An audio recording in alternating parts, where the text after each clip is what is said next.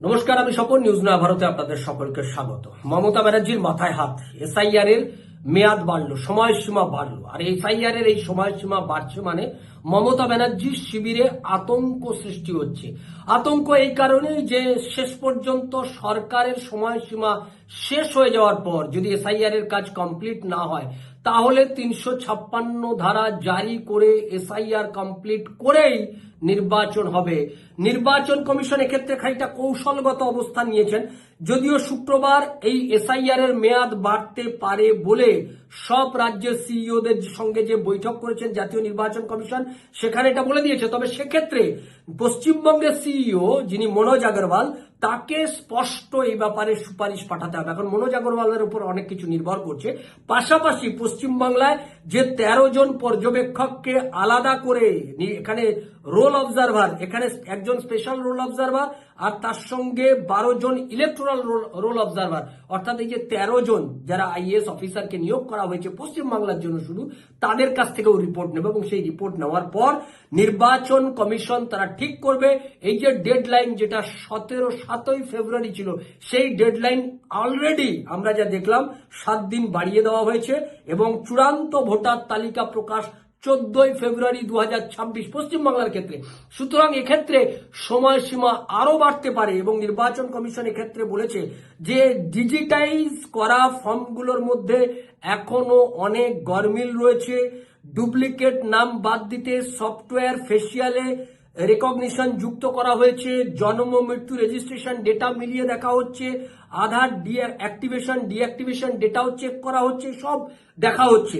এছাড়াও যেসব আধার card deactivate হয়েছে সেগুলো দিয়ে ফর্ম জমা পড়ছে কিনা তাও যাচাই করা হচ্ছে। অর্থাৎ মমতা ব্যানার্জি আইপ্যাককে দিয়ে যে সমস্ত কৌশল করিয়ে যাদের এই রাজ্যে যে সমস্ত ফেক ভোটারদের নাম সেখানে নথিভুক্ত করার যা যা পরিকল্পনা, সমস্ত পরিকল্পনাতে জল ঢেলে দিয়েছে নির্বাচন কমিশন।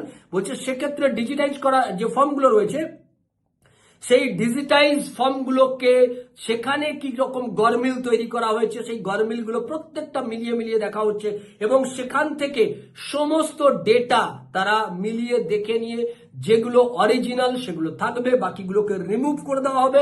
এর জন্য সময়সীমা যতটা লাগবে ততটাই তারা নেবে এবং এই ডেডলাইন বাড়ানোর জন্য পশ্চিমবঙ্গের সিইও মনোজ আগরওয়ালকে স্পষ্ট করে সুপারিশ পাঠাতে হবে। কমিশন সেই সুপারিশ দেখবে এবং ১৩ জন যে পর্যবেক্ষক আলাদা করে পশ্চিমবাংলার জন্য দেওয়া হয়েছে, সেই ১৩ জন, তাদের মধ্যে একজন স্পেশাল রোল অবজারভার রয়েছেন, ১২ জন ইলেকট্রাল রোল অবজারভার রয়েছেন, তাদের সমস্ত অপিনিয়ন দেখে তারপরে নির্বাচন কমিশন সিদ্ধান্ত নেবে সেক্ষেত্রে কতটা এসআইআর এর ক্ষেত্রে কতটা সময় বাড়ানো হয়। মমতা ব্যানার্জি শিবির আতঙ্কে কেন? মমতা ব্যানার্জি শিবির আতঙ্কে এই কারণেই রয়েছে যে পশ্চিমবাংলায় তিনি ইতিমধ্যেই মালদাতে সে আশঙ্কা প্রকাশ করে দিয়েছেন যে পশ্চিমবাংলায় এসআইআর এর কাজ যদি আমরা করতে না দিই তাহলে ৩৫৬ ধারা জারি করে এরা এখানে এসআইআর করবে। এই আতঙ্ক মমতা ব্যানার্জি নিজেই ভুগছে। মালদাতে গিয়ে সেই কথা তিনি বলেছেন, অর্থাৎ মালদা মুর্শিদাবাদে গিয়ে তিনি এই সাফাইটা গিয়েছেন এই কারণে, কারণ তিনি প্রথমেই এই কথা বলেছিলেন পশ্চিমবাংলার বাসীদের কাছে, বিশেষ করে মুসলমান সম্প্রদায়ের কাছে, যে আমি এসআইআর করতে দেব না। অভিষেক ব্যানার্জি বলেছিল এসআইআর করার জন্য বিজেপির লোকেরা যখন যাবে তাদেরকে গাছে বেঁধে রাখুন, এই ধরনের কথা বলেছিল। অর্থাৎ এসআইআর এর কাজকে কেন্দ্র করে গোটা পশ্চিমবাংলা একটা গোলমাল তৈরি করার পরিকল্পনা করেছিল। সেটা যখন ভেস্তে গেল তখন তারা আইপ্যাককে দায়িত্ব দিল যে এই এসআইআর কে সেটাতে ম্যানিপুলেট করে যাদের নাম বাদ দেওয়া হবে, অরিজিনাল ভোটারদের সঙ্গে ভুয়ো ভোটার যারা রয়েছে সেই ভুয়ো ভোটারদের নাম যাতে বাদ না পড়ে তার জন্য ম্যানিপুলেট করা হলো, আইপ্যাককে সেখানে যুক্ত করা হলো।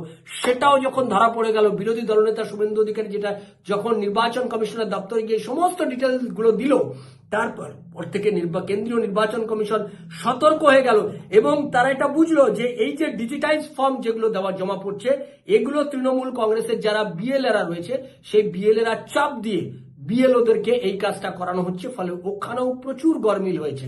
সেই গরমিলগুলো এবার এক এক করে খুঁজে বের করতে গিয়ে সময় লাগছে এবং সেই সময়টা কতটা লাগবে নির্বাচন কমিশন এখনো নিশ্চিত করে বলছেন না।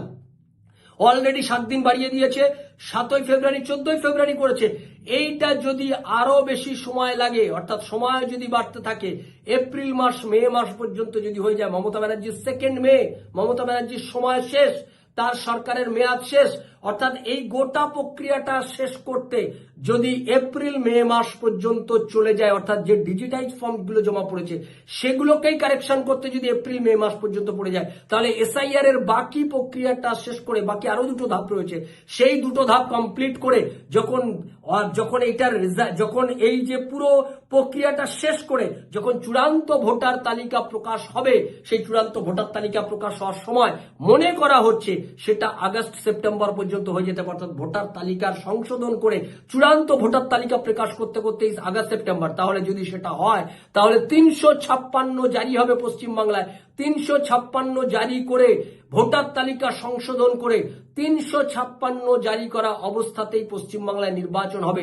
বাংলা যেদিকে গড়াচ্ছে বলেই নির্বাচনে এটা রাজনৈতিক মহল এটা মনে করছেন, যারা পর্যবেক্ষক রয়েছেন রাজ্যের রাজনীতি নিয়ে যারা বিশ্লেষক রয়েছেন, রাজনৈতিক বিশ্লেষকদের একাংশ তারা এটা মনে করছেন যে পশ্চিমবাংলাতে আগামী কয়েক মাসের মধ্যেই বোঝা যাবে যে এসআইআর এর কাজটা যেভাবে চলছে এবং যেভাবে দ্রুত গতিতে এসআইআর এর সময় পরিবর্তন হচ্ছে, এবং সিইও মনোজ আগরওয়াল তিনি যদি সময়টা বাড়ান, প্রত্যেকটা কাজ প্রত্যেকটা ধাপে ক্লিয়ার করতে গিয়ে যদি সময় লাগে, তৃণমূল কংগ্রেস যদি এরকম প্রতি পদে পদে বাধা দেয়, তারা ভুয়ো ভোটার ঢোকানোর জন্য যদি চক্রান্ত করে, আর সেই চক্রান্তকে পরাস্ত করে নির্বাচন কমিশনকে যদি সঠিক এবং পূর্ণাঙ্গ ভোটার তালিকা প্রকাশ করতে হয়, তাতে যতটা সময় লাগবে পূর্ণ সময় তারা নেবে, এবং সেই সময় কালের মধ্যে মমতা ব্যানার্জির সরকারের যে সময়কাল সেটা অতিক্রম করে যাবে বলেই মনে হচ্ছে। সিইও মনোজ আগরওয়াল হয়তো এটা বলতে পারেন যে আমাদের সময় আরো 2-3 মাস এক্সট্রা সময় লাগতে পারে, সেটা তিনি চাইতে পারেন। স্পেশাল অবজারভাররা তারাও তার সেখানে সহমত প্রকাশ করলে তাহলে 3 মাস অতিক্রম করে গেলে মমতা ব্যানার্জির সরকারের কিন্তু পতন ঘটে যাবে। 356 ধারা জারি হবে পশ্চিমবাংলায়। সেক্ষেত্রে নরেন্দ্র মোদী সরকারের উপর কোনো দায় পড়বে না। অর্থাৎ নরেন্দ্র মোদী সরকার 356 করে একটা নির্বাচিত সরকারকে ভেঙে দিয়েছে, যে দায় বিজেপি নিতে চায় না সেই দায় সরকারের উপর আর সে বর্তাচ্ছে না। 356 হবে, পশ্চিমবাংলায় নির্বাচন হবে 356 করেই। এই দিকেই গোটা পশ্চিমবাংলা এগোচ্ছে। তাই মমতা শিবিরে আতঙ্ক ছড়াচ্ছে।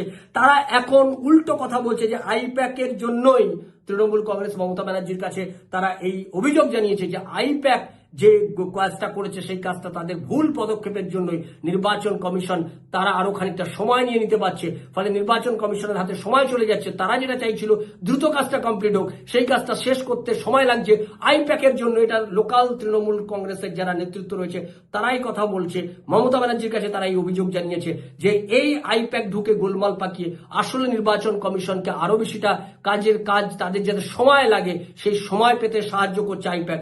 আইপ্যাক এক্ষেত্রে সাবোটেজ করছে কিনা সেটা দেখতে বলেছে তৃণমূল কংগ্রেসের লোকাল নেতৃত্ব মমতা ব্যানার্জির কাছে অভিযোগ জানিয়েছে। শেষ পর্যন্ত এই নিয়ে কি হয় আমাদের সেদিকে নজর থাকবে। আপনাদের নজর থাকুক নিউজ নয়া ভারতের দিকে। নিউজ নয়া ভারত আপনার কথা বলে। নমস্কার।